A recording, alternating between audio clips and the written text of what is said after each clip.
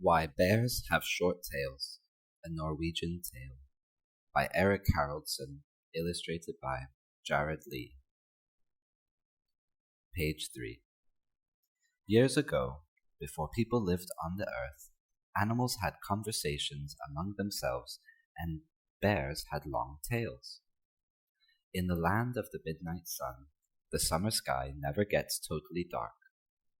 As a result, animals have plenty of time to prepare for the cold, dark winter ahead. Early on a summer morning, Fox was walking home. On the ground lay a string of silvery fish, which some poor creature had probably lost. However, that creature's loss was Fox's good fortune. Page 4. Fox snatched up the string of fish and started home, whistling. As the early morning mists cleared, Fox could see the pine forests covering the Rocky Mountain. Fox thought, "This is a wonderful day, a day to go home and sit by the fireplace and enjoy my fish. Perhaps I'll dry or bake some of these little beauties." Fox licked his chops and waved at Bear, who was plodding along in the opposite direction. Bear was returning home after a night of berry picking. Page 5. In one hairy paw, Bear carried a bucket filled with plump blueberries. In the other paw, he held a bucket overflowing with golden cloudberries. Bear was delighted with his treasures until he saw Fox.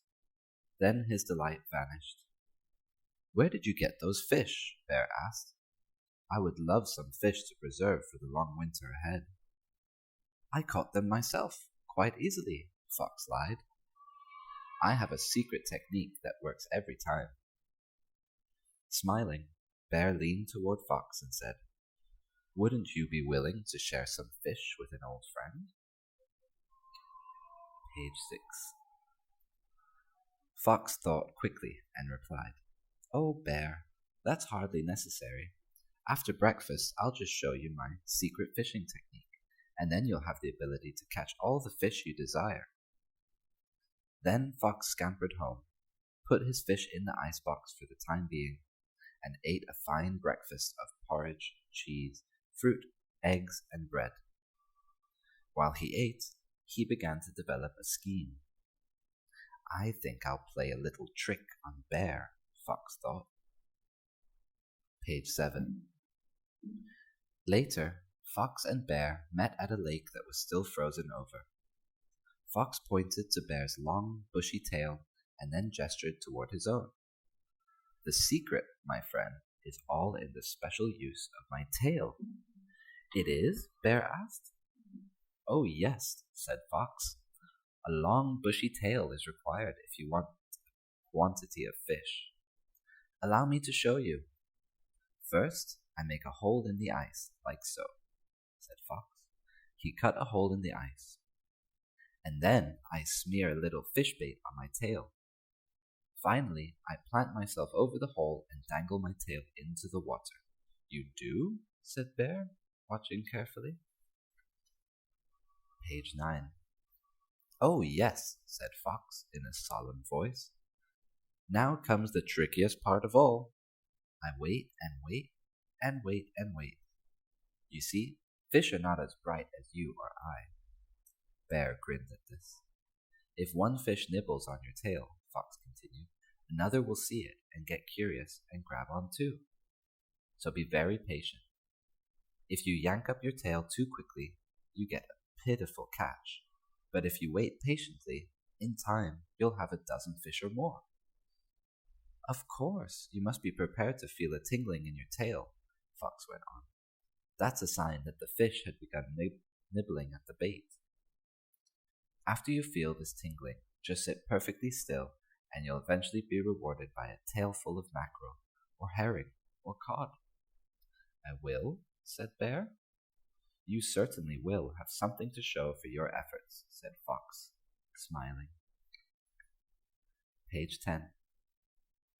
Bear smeared a little fish bait on his tail, as Fox had done, and then sat down and arranged himself properly, with his long tail hanging down into the icy waters of the lake.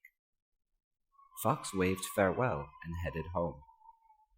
I wonder how many fish I'll catch, thought Bear happily. Already he felt a tiny tingling.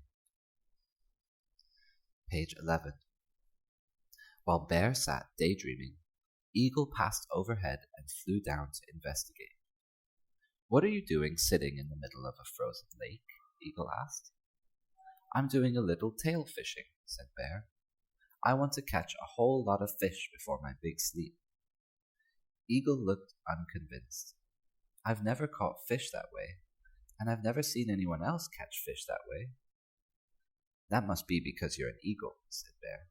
I catch fish a little differently because I have this long tail. I certainly wish you luck, said Eagle, flying away again. Page 12.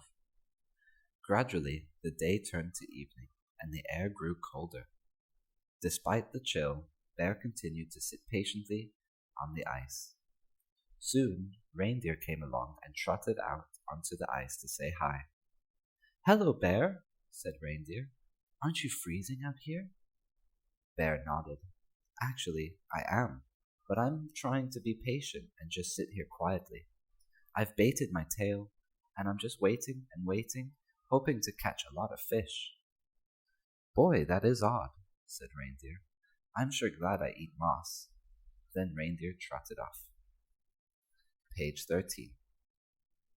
As the night set in, Bear grew colder and colder and colder, and his tail tingled more and more and more. He began to squirm. I bet I'm catching a whole lot of fish, thought Bear, but I know that I must sit still. To regain his patience and pass the time, he admired the night sky, which was now a beautiful shade of reddish purple. Finally, Bear became uncomfortable. Surely I must have a lot of fish by now, he thought. My tail has been tingling for hours, and I'm getting very cold. He decided to head home. Bear tried to stand up, but he was pulled back to earth with a loud thud. The hole in the ice had frozen completely over, trapping his tail. Bear growled and pulled at his tail, but nothing happened. It remained firmly frozen in the ice. Desperately, Bear gave one more terrific pull. At once, something gave way, and Bear skidded across the ice. Phew, I'm free, said Bear. Bear turned to look at all the fish that would be dangling from his tail. His mouth fell open. Not only were there no fish, but there was no tail. Bear ran back to the place where he had sat for those many hours. His tail remained trapped in the thick ice of the lake. Sadly, Bear trundled home, cold, fishless, and tailless. And that is why bears today have short tails. The end.